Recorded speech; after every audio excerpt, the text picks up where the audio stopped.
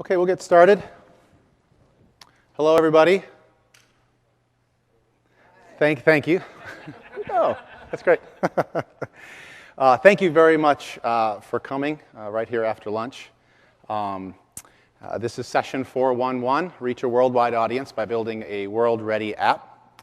And my name is Kip Knox. I'm a group program manager in the Windows User Experience team. And one of the things one of the areas my team is responsible for are the features within Windows that support a global experience. So our localization system, our globalization system, and also our overall text input experience, which includes the new touch keyboard, which I think you've probably used quite a bit so far this week on your new Samsung device. I've been at Microsoft since 1997. And when I started with the company, I worked on a product called Encarta. How many people here remember Encarta? Excellent. And one of the things that really left a lasting impression on me when I was working at Encarta was once we decided to make copies of Encarta in multiple languages and sell it into multiple markets, our business grew appreciably in a really significant way. And in short order, we sold more copies and we earned more revenue outside the United States than we earned within the United States. And that was a significant thing for us and very eye-opening. And that is a fairly commonplace thing to point out now, is that that's the case for lots of our products at Microsoft. Windows certainly earns more revenue outside the United States than it does within. It's about 70% outside of it. But making products world-ready is still a somewhat complicated thing. The sort of localization practices that you need to carry out, and just sort of the overall kind of process of building the product is actually fairly costly and fairly complicated. So one of the cool things about Windows 8 that I'm happy to share today is that we've built a new system to support making Metro-style apps world-ready. It's a new system, and it's actually fairly easy to use. And so that's what we're here to talk about today, is what's involved with that. So this is our agenda. So we'll talk today about world-ready apps. We'll talk about what they are, why it's important actually to create one, and then we'll actually create a very simple world-ready app. We'll sort of walk through the steps required in order to do that. And so my hope is that you'll leave today with enough familiarity with the concepts that we apply in the new localization and globalization system that you'll be able to create one yourself and be able to adapt those concepts to whatever kind of app that you're building. All the examples that I'll show today will be in HTML, but you'll see that those same concepts and those same practices also apply to the other languages and also apply to XAML. And in fact, right after this talk, Tim Hewer is doing a talk on creating a world-ready app in XAML. So for XAML developers, I definitely recommend that you go see Tim's talk too. He's a really good speaker. So the question is, why is world readiness important? And a lot of folks here may already be convinced that it is, but I think it's worth sort of talking a little bit about why it's worth the investment overall to make a world-ready app. And the answer is really simple. It's when you make a world-ready app, you significantly expand your customer base. I would argue that there is no easier way to expand your business than to simply add additional languages and support the correct formats for multiple markets. Because once you've already created your app, and it's a very straightforward way for you to significantly expand your business. And so there's really sort of just 2 points that I'm hoping that you conclude after we walk through today's talk, and that is this really is a competitive advantage for you to create a world-ready app. And also, it's actually not very hard to do. So the question is, how much could it expand your business? How much could you grow? And there's a ton of data that we could look at, and a lot of different ways that we could sort of slice the data. But one interesting way to think about this is that most of your potential customers probably speak a different language than you speak. So here we have one statistic that we share of the roughly 2 billion users on the internet. About 3/4 of them have a first language that's other than English. So English is the predominant language. So if you create an English app, the easiest way for you to grow your business is to then create that app in multiple languages. At some point, you'll have reached those customers. And when we take a look at some of these statistics, there are some questions that people always ask, of course. And one of them is, well, of those non-English speakers, Don't a lot of those folks actually have English as a second language, so isn't it really appropriate? And it's still pretty much fine just to create an English app. But there's actually another statistic that's interesting. It's about the same percentage or about the same proportion when we talk about content on the internet. So basically about 75% of the content on the internet is not in English either. And so that's just a suggestion that the demand is there for folks to actually be able to get software experiences in their own language. So now the notion that we live in kind of a global marketplace is obviously not new. That's kind of the world we live in. But for Windows 8, the landscape has really changed for app developers, kind of in two significant ways. The first one is that we're introducing the Windows Store. So everyone should be familiar with that at this point. And so that makes it incredibly easy just to build your app, mark language support in your manifest, and then upload it to the store, and then just immediately you're able to reach a worldwide audience. So distribution is a lot easier for you. And the second thing is we've actually taken quite a few pains. We put a lot of effort into trying to make it fairly simple so that when you're done creating your app or while you create your app, using these techniques aren't particularly difficult, and so you're able to do it quickly. So I want to review just for a minute what we mean by making a world-ready app. This is a term that we use a lot within Microsoft. It's really a fairly straightforward thing. It consists of these three aspects. First of all, just that the content in your app appears in the language of your target customers.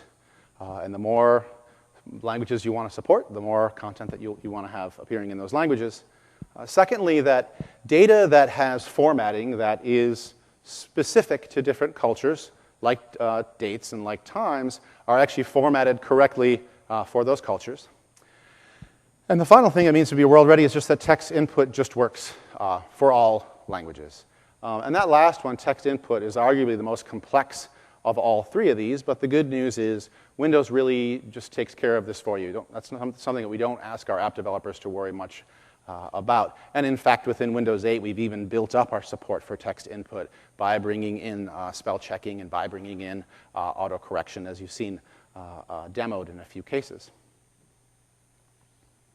So another question I just wanted to anticipate was, well, Windows has actually had a lot of international support over the years, and we've had some support for localization. Certainly we have our globalization APIs. What's new now? What is it that we're going to see that will bring folks in? And there's kind of four things I wanted to call attention to. There's actually a number of features that we've introduced. These are four that I think are worth noting. The first one is that customers just list their languages now. They just use a control panel and say, these are the languages that I'd like to have supported. And these are the languages that if an app actually has support for that language, that's my preference. And we'll take a look at that in a minute. And then Windows uses that language list. That actually is what fuels an API so that when resources are retrieved, for example, we just know what the user's language setting is. And folks who've done some multilingual work in the past know that before Windows 8, previous versions of Windows, your preferred language is actually tied to your UI language. But we know that there are lots and lots of situations, certainly worldwide, but also actually here in the States where folks are multilingual, and they don't necessarily want to see those two things tied together. So that's one thing. Another thing that we've introduced this time around is a client-side resource management system for HTML JavaScript. And that concept doesn't even really exist within Windows today, so it's something new that we're introducing. But with Metro-style apps that you're building using HTML and JavaScript, if you want to do localization, that's something you're going to want to have happen on the client side. You don't, every time you render a string, you don't want to be calling your server. And that same system, that same resource management system supports all languages. So that's a new thing, too. It's not like we created yet another one. We actually just have one resource management system that applies to all Metro-style apps, whether it's in JavaScript or C# or C++. And really, the methods that you use to do your localization are the same across all those. So if you learn it in one language, you'll be able to, and you have a need to create, your app's scenarios suggest that you need to use a different language to create a different app. You still want to localize that one. You'll be able to apply what you've learned very quickly. And then finally, the thing is that we've introduced here is that a resource management system actually supports multiple contexts. So whereas in the past it was really just a matter of like localization and very limited to languages, we actually have the resource management system now supports multiple contexts. The one that's sort of most obvious I want to call attention to and most useful is it supports DPI as a context. So as you write your app appropriately for the 3 different scales that we require, the system will just allow you to retrieve the right images as appropriate for the scale when you don't have to do a lot of extra work. So I want to show you quickly what a Metro-style app that's actually already world-ready looks like. And we're going to take a look at the weather app. How many folks have seen the weather app? Our data suggests that's been a pretty popular app so far, so that's very cool. I'm a fan of the weather.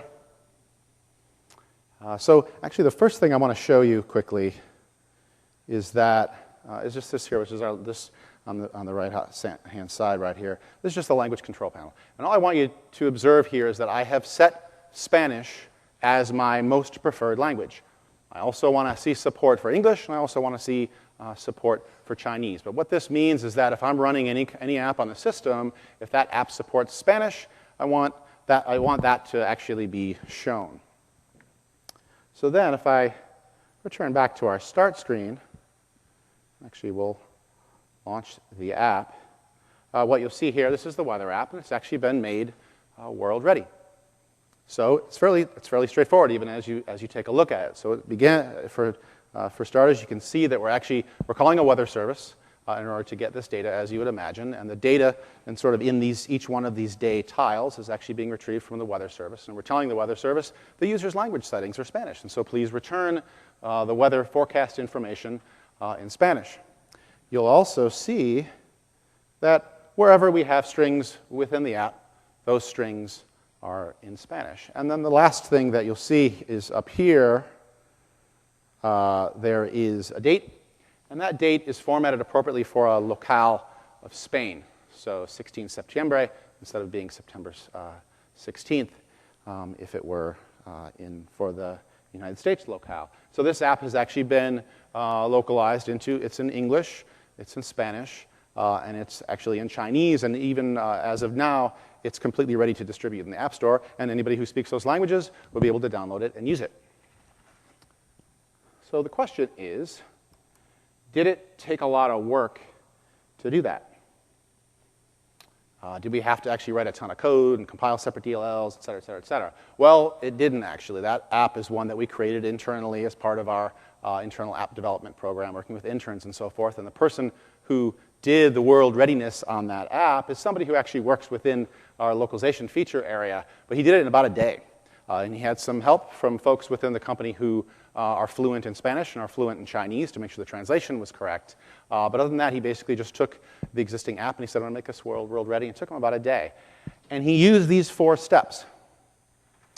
So these are the 4 steps that are required. If you do these 4 things, you'll be able to ship in the App Store to as many markets as languages you support. And these are the 4 steps that we'll actually walk through. So it starts with just verifying your fallback language. The next thing you do is essentially what we think of as localization. You make sure that you use our formatting APIs appropriately, where you have data types that are culturally sensitive. And then finally, you have to translate your content. So let's jump into it. We're actually going to create a very simple world-ready app, where the first step is actually verifying your app's fallback language. So when you create a new project, Visual Studio automatically assigns a fallback language for you. And it's basically assigned by the language version of Visual Studio that you're using. And so if you're using an English language version of Visual Studio, you create a new project, automatically you'll see something like this, where if you right-click on your project and you choose Properties, there you'll see it. It's actually called default language. We're going to change that string to fallback language to be a little bit more precise about what that is. And all you need to think about here is essentially that is the language that the App Store associates with your app. And it's fallback in the sense that if your user has language settings that are where you don't have a match for any of them, this is the language that ultimately your app will fall back in those circumstances. So what you wouldn't want to do is be in this situation where you have English as your fallback language and then not include assets or resources in English. So really, that's it. Like, you're done. You just open it up, look at it. It is what you were expecting it to be, and we're already on to step 2. So this is one where this is the step where we separate our resources from code. We typically think of this as localization, but this also is a best practice, essentially, in getting all your resources out of your code so you can manage them in a cleaner, more effective way. Now, within step 2, overall kind of localization step, there's 4 aspects, 4 kind of different methods, and you're really likely to use each one of these in some way or another as you're producing your app. And so we're going to have an example of each one of these too. It'll be fun. First one's file-based resource management. This is one that really you use. This is the simplest form, and it's one that you'll typically use for managing images. The next one is retrieving a string directly using the getString method of the resource loader object. The next one is managing and retrieving strings naturally and in the markup, so you can actually express references to strings directly in the markup. So we'll look at that too. And the final one is how you localize your app's presence outside of the app itself, like places where the app shows up in the system. And you do that through the manifest. So if we go back to the weather app, we think a little bit about what we took a look at. Each one of those 4 methods is applied. Each one of those 4 kind of practices is applied. So it starts with just file-based localization. So these images aren't actually specific to language, but we are actually storing them according to the different DPI scales that we need to support in the system. We use the getString method, the simplest form of string retrieval. We use that for the Anclar Ciudad or Pin City button because we're actually programmatically creating that button. So we want to actually also retrieve the string in JavaScript. To render write the name of the city, flyout, and the other strings that you see in the app bar, we're doing all that in the markup itself. And then finally, if you take a look at the apps tile I have here in the upper right-hand corner, it says Clima, which is weather in Spanish, and that's actually being retrieved from the manifest. So all 4 methods are being applied. So we're going to start with file-based resource management. This is the simplest method of managing your resources using the resource retrieval system. This really works for any kind of file type that's appropriate, but you'll probably use it most often for images. Now, the steps that we'll take for this is first we'll create alternate file assets for each of the different languages and DPI we want to support. And then we'll use a simple file folder naming convention. Then we'll just verify that our elements are tagged correctly, and we'll build the app.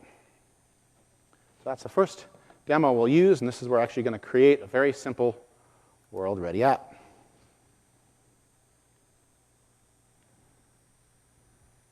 So we'll just go back to here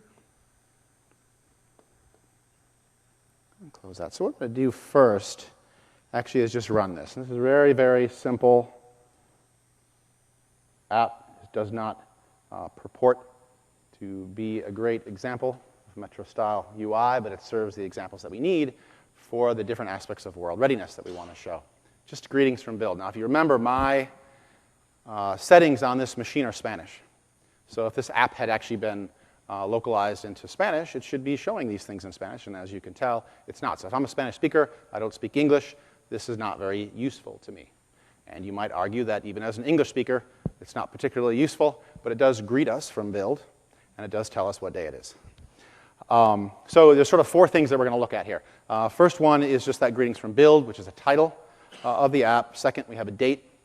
Then we have a subtitle, build a wonderful app. And then finally, we have an image. And what you'll notice about the image, of course, is that it says hello, which is an English word, and it shouldn't, and that obviously hasn't been localized yet.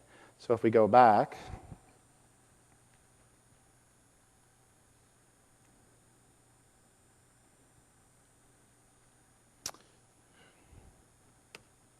and if we go back here and we take a look at the app where these things are actually happening, it's pretty simple. Again, we just have a main page, which you should be familiar with at this point. Just a little bit of markup in that page. We actually have our own JavaScript file, so there's some functions in there. And then finally, there's some images. So that's all there is to it. And so we'll start with file-based localization. So the first thing that we need to do is what you'll see here as you look at our main app page is just this reference here. Within the header, you'll see we have an H1 element. Within this div, you'll see that we just reference an image. So we do a little bit of formatting, and then we just reference an image directly. So here it is at the root, postcard JPEG. If you hover over that, you can see that's the image that we include. So there's no redirection that's happening here in order to actually load a correct image per language or per DPI. So what we want to do actually is indicate that there are multiple languages supported. So I'm just going to add a new folder for each one of the languages I want to support. And I'll just use the typical language tag naming convention, in this case English, the BCP 47 codes. In this case, I'll create one for English with the United States locale, and then I'll create another new folder for Spanish with Spain as my locale.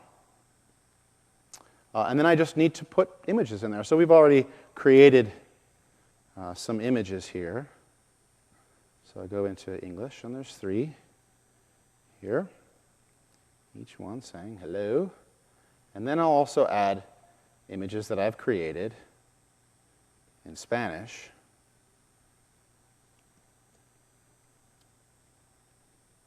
And then I'll just call attention to one thing. You'll see we're using a naming convention here, which is the standard naming convention for the 3 different scales that you want to support when you're creating a Metro-style app. And we're not going to go into depth on that today. There have been quite a few talks already, and you can look at those materials. But the main thing to observe is that the reference to the image in the markup itself still just refers to postcard.jpg.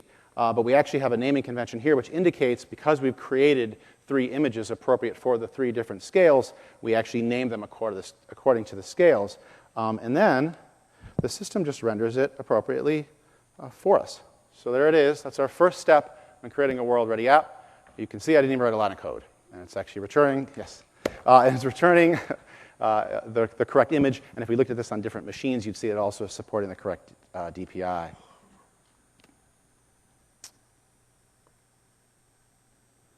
So that's the first step.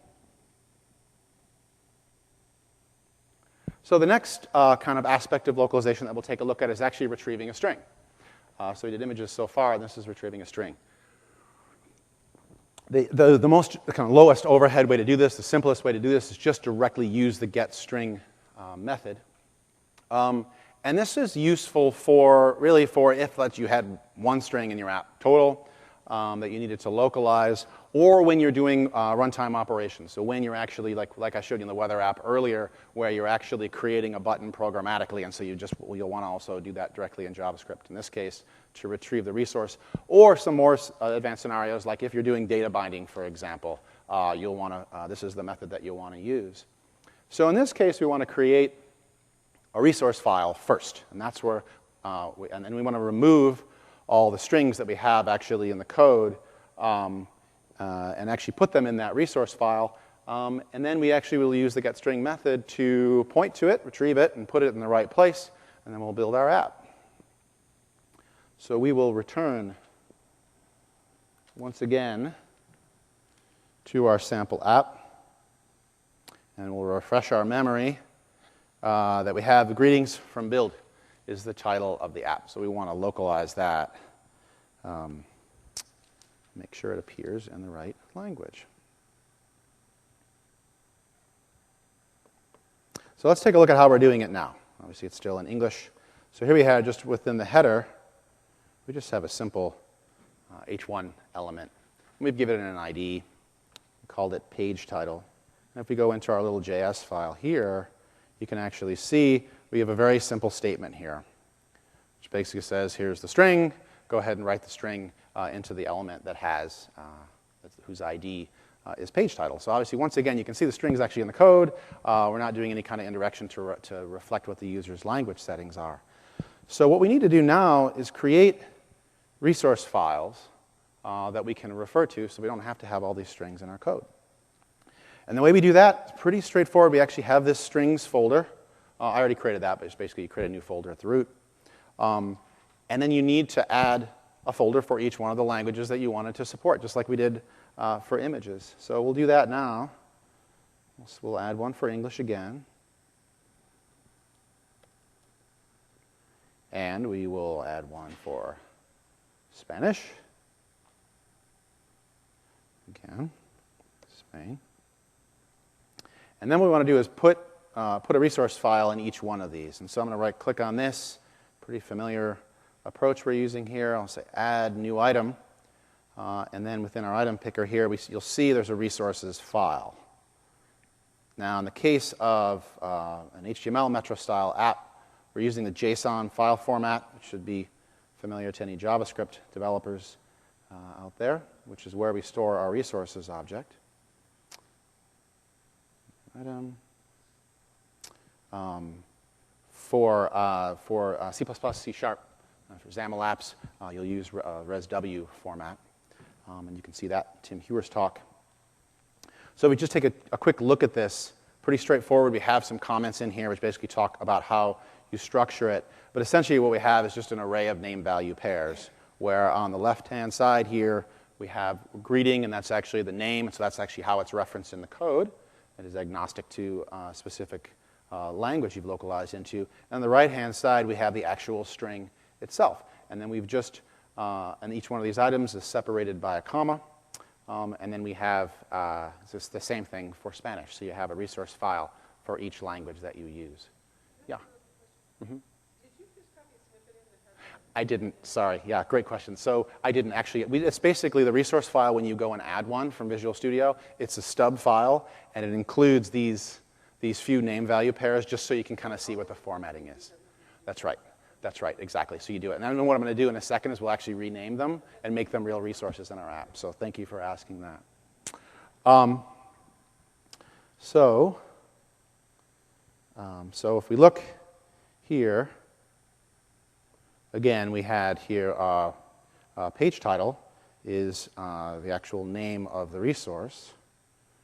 And here in default.js is actually where we were writing the string. And so what I'm going to do is actually take that string directly out of the code where it does not belong. And then obviously this becomes a pretty useless function, so statement. And so I'm just going to comment that out. And then I'll go and I'll put here the actual name of the, whoops, I actually say greetings from build. And then here I have the opportunity to put a comment after it. And so if you just say underscore, and then you actually, and it's the name of the resource reference itself, .comment. And so you can use this for whatever you want, obviously, but one sort of best practice that you may use here is actually put a comment to the localizer. And so in this case, we might say don't localize build because it's a proper name.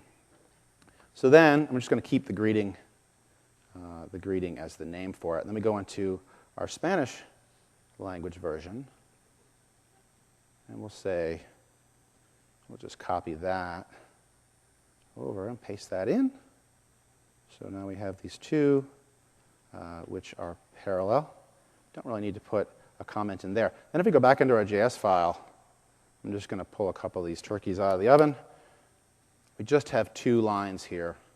So the first one is actually I create the resource loader object, and that really is what takes care of the retrieval. And then I use the getString method to say, hey, there's a thing called greeting, which is in my resources file. Go get the correct string, and then I just write that into the element that's called page title.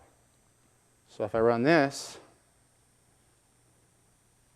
it reads my Spanish language settings. It says, hey, I actually want to get saludos desde build. It's now we're well on our way, having localized both the image and also the page title.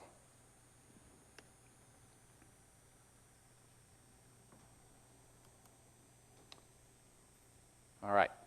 So now things get interesting. So obviously you wouldn't want to use the getString method everywhere you wanted to retrieve and write a string. You don't want to be writing JavaScript every time you do that, particularly if you have any number of strings in your app. So if you have more than just a few, what's a lot more convenient for you is this next aspect that we'll take a look at, which is really referring to resources directly within the markup. And we have a pretty similar method that we do this both for HTML and also for XAML. In this case, just like we did for when we just used getString directly, you need a resources file. And then we also need to bring in the res.js or resources.js toolkit. I think most folks at this point are familiar with those JS toolkits that we have available. And then we actually need to add some attributes to the markup or do it. So those are the steps that we'll do. We'll move strings from markup into our resource file. And then within our HTML, our body of our app, we'll actually add a few lines of code to bring in the resource toolkit. And then we'll mark the references. Actually, we'll add the right attribute actually to the elements where we want to have those things show up. So we return once again to our app, which I'll just run for you quickly, and we'll take a look at what we want to do next. So here you see we have a string, build a wonderful app, not yet appearing in Spanish. And so we'll take a look at how we do that. And so in this case, we go back to our main app page, and we'll see this is about the most old-fashioned way you possibly could build a string. Within HTML, we just simply put it between an h2 tag. So what we want to do, actually, is take that string directly out of the code where it doesn't belong.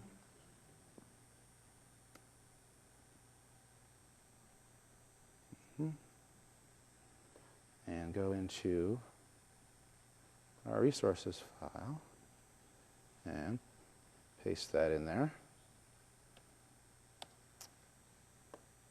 And then I'm going to rename this. So to your question again, like these, we don't necessarily have to use these. So I'll call this subtitle. Our comment I will make match. Okay. And then I obviously need to do the same thing within my Spanish resource file. So I'm going to just grab the string out of here. And again, I'll just call this subtitle. And I'll put my Spanish string in here. And remove that. I'll call this subtitle. And there we go. So now I have the resources I need to refer to. Now the way we refer to them is just a couple of things that we need to do. First, you'll just see, I'll uncomment this. This is where we reference the res.js toolkit. So you'll want to do that because that's where we have the functions that actually parse the DOM. And they look for references to resources and actually do the replacements. So you definitely want to load that if you're using this. And then what we need to do is just decorate the tag in the correct way. So we'll use the data win convention. In this case, it's data win res. And then we'll just use text content again. And then we'll make a reference to subtitle, which is the resource. And if I didn't forget any steps, and we run the app, si creo una aplicación maravillosa. So we now are coming along. Okay. So what we've done so far are aspects of localization that you would do within your app, so within the body of your app. But your app actually, as you know, has a presence in the system. And in fact, in Windows 8 with Metro-style apps, you have a more interesting presence within the system, including live tiles. And so you want to make sure when you're creating a world-ready app, one of the steps that you need to take is actually to make sure that you do localization where necessary for where your app shows up in the system. So starting with the Windows Store, how it shows up in the Start screen, how it shows up in Search, the Splash screen. And all that you really do just within the manifest. So I think folks are probably pretty familiar with the manifest at this point. And that's really just where you do this localization. So again, we'll do the same thing. We'll add some strings to our resource file so we can actually refer to those strings. And then we'll add our references to the manifest using the MS Resource URI scheme that we're using. So we're going to switch back to our app, which is well on its way. And so I'm going to show you something here. If you notice, when we go to our start screen, as you know, like every time you build your app, every time you run your app, it's actually deploying. And so it shows up on the start screen. So in this case, you'll see right here, this is the app that we've been building together. It's welcome to build. And And so if we go back to our manifest, what you'll see is that, a second, you'll see that welcome to build right there. So it's just listed as the display name. So that's all it knows. That hasn't been localized. But obviously, if you have a user like me who's actually said, hey, I want to see Spanish in my app, you're going to want to be able to accommodate that. So we're going to go back and use a similar method that we did before. In this case, we'll add a comma to indicate that's the end of that pair. And then we'll just create a display name asset. And we'll just call our app exactly what we had, greetings from build, which seems appropriate for what it does. And one thing just to note, if you go and practice with this, is do not put a comma after the last item, because the lack of the comma suggests that that's the end of the array. Then we're going to go into our Spanish one. It's the same method here. So I'll just add that, but we'll actually get the correct translation for it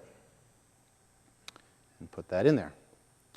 So now what I want to do is go into the manifest and actually make a reference to that resource, which I will. And so to do this, I use the URI scheme that we have for resources. And this is actually the URI scheme that's happening behind the scenes in all the references that I've made before. You can actually use this to refer directly to any of the items that are in your resource file. So I'll just say MS resource. I will try to say it. MS resource display name. And that makes that reference. So then, when I run the app, and then if I go to my start screen, and I take a look at my app, well, lo and behold, the name of the app has actually been localized appropriately. And ideally, all the other apps in the system would also be localized, and then it would be proper Spanish language translations for them. So that's really it. Like from a localization point of view, you're probably remembering that within the app we still have that date string, and we'll get to it in a second. But from a localization perspective, that's it. Like that is how you localize a Metro-style app with those methods that we took a look at. And so I just wanted to mention that what we've covered there obviously was a fairly simple scenario that we're doing, but those are the methods that you use. As you start to create a real app that has more interesting, complex functionality, you're going to run into some different situations where you'll have to understand techniques for how you use localization in the context of other things. So for example, as you use fragment loading to support navigation around your app, or as you do data binding, for example, you're going to need to know a couple of tricks for how you use the methods that we've already looked at. And the place to go to see how to do that actually is our sample. I think we have a pretty good code sample already for using the resource management system. So I definitely suggest you do that. It addresses all of those scenarios. And you should be well on your way if you take a look at that. So step 3, so that's it. We're done with localization now. Step 3 is using our formatting APIs for culturally sensitive data types. These are concepts I think are familiar with anyone who's done development in the past. I won't dwell on that too much. I'll just show here just a few examples of some different formats, and just point out basically that you do need to have, there are different formats for dates, there are different formats for times. And the main story we have in Windows 8 that I want to call attention to is support for formatting in JavaScript. So anyone who's done JavaScript development in the past understands that we don't actually have great formatting support natively built into Windows today. In fact, we have very, very little at all. There's just a couple of different options for formatting dates, for example. And so we've brought in formatting for all the basic kinds of data types that you'd want. So we support dates and times, numbers, currencies, calendar and clock conventions. And then you can also retrieve some basic information about languages, regions, and calendars. These are all WinRT APIs. And so if you want to call them from C#, you want to call them from C++, you certainly can. But I think an important point to note is that we still support system.globalization for C#. We still support NLS for C++. And if you're doing kind of advanced functionality that you've used those APIs for in the past, it's perfectly fine for you to continue to do that moving forward. But if you're a JavaScript developer, you actually have some pretty good options now. So if we look at how you do it, it's a pretty straightforward convention. We have a globalization object that you use. And then you need to declare what kind of formatter you're using for what data type it is. And then you want to express what the actual template it is. So in this case, we're saying we want actually to create a long date. And then you feed in your actual string itself, and then it builds it for you. So we're going to add that. We're going to take a look at that now in our World Ready app. So if we go back and just run this to refresh our memory, you'll see we have a string. So it's written in there, Friday, September 16th, 2011, which is today. And if we look at how this is created, you'll see we've just written it in there. So it's just coded in. So what we're going to do instead is just remove this. This is not a good practice to actually have that date hard-coded in there. Just get that out of there. I'm just going to give this an ID. Today's date. That's it. And then I have a little bit of code already in our JS file, you'll see. So there's really just 2 lines that are important here. So essentially, we create a new globalization object, and we specify that we want a date-time formatter in this case. And then we express the template or the specific format that we want to apply to the date that we're creating. So in this case, we're saying, give me back a long date. If I wanted to, we have a number of these different templates, so it's kind of neat. You can really just specify like day, month, year, and it would just create that for you with the appropriate formatting for different languages. But I'm going to stick to long date here.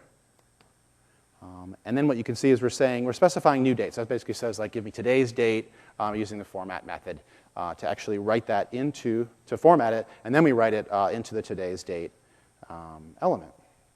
So now when I run the app, it's actually respecting my locale setting for Spain, and so we have 16 de Septiembre instead of September 16th. And so at this point, we have done it. We've completed our World Ready app, and we've finished those 3 steps. And just to kind of show, if I go back here, and I go and I say, actually, I want English in my app, and I go ahead and run it again, you see it just goes back to being English. So we're finished with that, with our work there, and we've created a very simple World Ready app. Now, you're not actually done until you've done your translation, of course. And so I don't want to talk about this too much, but I want to just make a couple of quick points. One of the things that we hear from folks that's actually a blocker is not necessarily understanding the APIs that we've used, but it's actually getting the translation itself done. So what I just want to call attention to here is that there's a range of options for you, and obviously if you want, you can go and use a professional localization vendor, and that is the best practice that we recommend.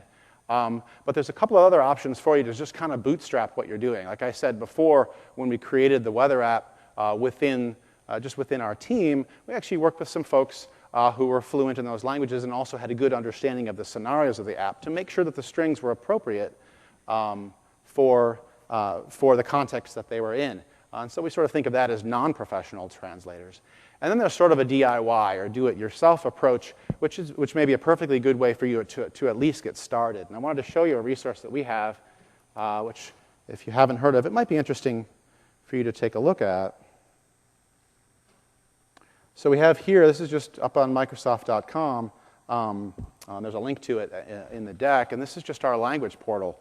So what I already put in here is just a string delete this file, as if it were in, if it were, say, a flyout that you're using to confirm the deletion of a file. And I just specified, hey, show me what you have in Spanish, and hit search. And so then it gave me back a list of results. And what this list of results shows is every string that has ever appeared in a Microsoft application that's actually been translated is in this database. And so there's actually a pretty good odds that, that the string that you're looking for in your app will probably have been in some piece of software that we've released in the past. You can search for it, and most of our software is distributed in many, many languages, and so you can actually find these. So if you needed to find the correct Spanish translation that's been through our full localization process for delete this file, if you scroll down here, you'll actually see, well, there it is. And you'd be able to use it. And so you can do the same thing for all the different languages that we might support.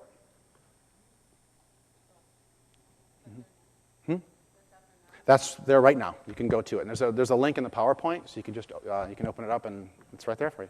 No login or anything necessary. So as kind of a wrap-up, one of the things I just want to call attention to a couple things that are really useful for you. One of them is that Tim Hewer has a talk right after this. So XAML developers, I definitely recommend you go take a look at what Tim has to say about this. I think he has some pretty good scenarios. The other thing I wanted to call attention to is I really feel good about the code samples that we have in these areas. So we have one very large code sample called Application Resources and Localization. All the scenarios that we walked through, plus the more advanced ones about things like data binding and fragment loading and so forth, those are all addressed with pretty good examples within the code sample. And then we also have code samples for the formatting that I showed, and there's a few different ones. And so you just look them up for formatting date or numbers and for the calendar information. So when we set out at the beginning of the talk, I sort of proposed this, that when you make a world-ready app, you expand your customer base. And I'm hoping that in walking through what we've walked through today, that we've actually demonstrated that that's something that you'll be able to do in a really easy way to yourself. When Jensen Harris gave his talk a few days ago, one of the propositions that he made was that this event here may be your biggest opportunity and the biggest opportunity in development history.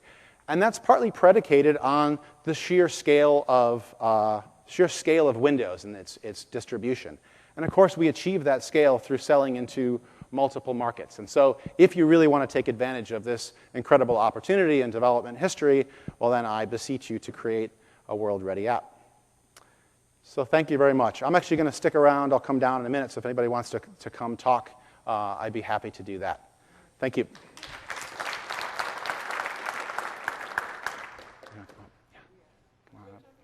Sure, if you want, yeah.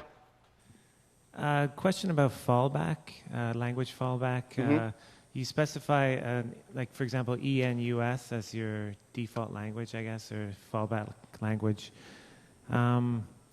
If you have situations where you have your language and then your country, for example, French Canada, French France, that kind of thing, and you want the fallback to, let's say you only have a French Canada translation, but you want it to the French France people to fall back to French Canada, and you specified a fallback language of ENUS. Is it going to fall back to ENUS if you don't have that other French translation? Well, you can just change it.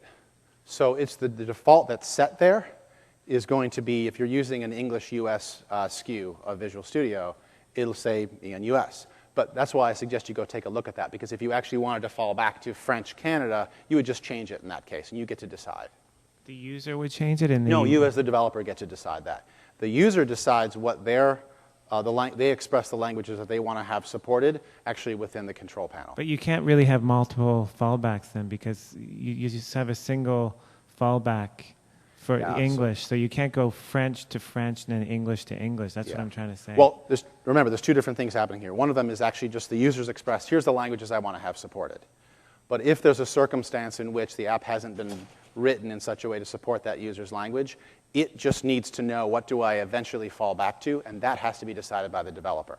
Thanks. Okay, thank you.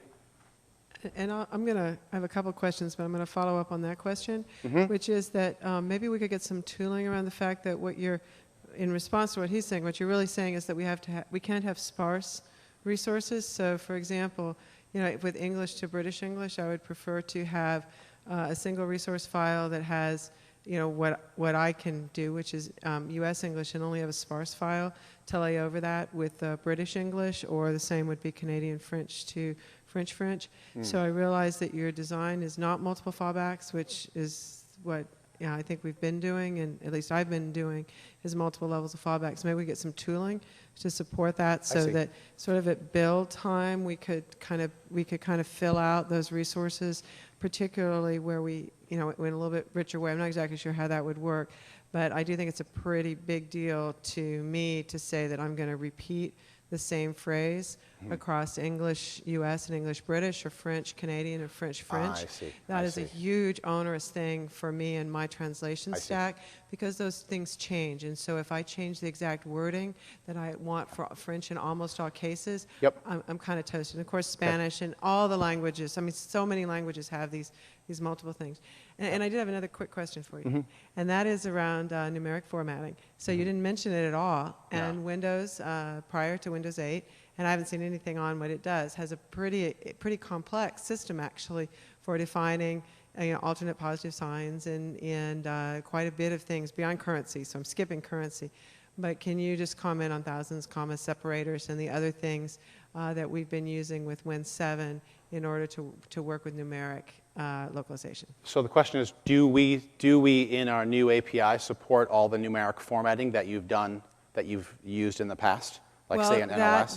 That and it's in also, especially on the JavaScript side, is there a way to do something that would be analogous to a string.format that went with a particular localization of a number? So I can say string.format and give a number and then give a localization in C# today, and I'm going to get the thousands and periods worked out correctly, whatever that is for the user. Yeah. So I don't want to jump into the specifics now you're talking about, but the way to think about this is really whatever you're used to having support in system.globalization on one side or an NLS on the other side for number formatting is completely supported in the WinRT API moving forward. So that also is available in JavaScript. Okay, great. Yeah. So that's good. Thanks. Yep, cool. I might Thank have you. another question for you, but I'll just Okay. leave it at that. You'll come on by afterwards if you want to. Thanks.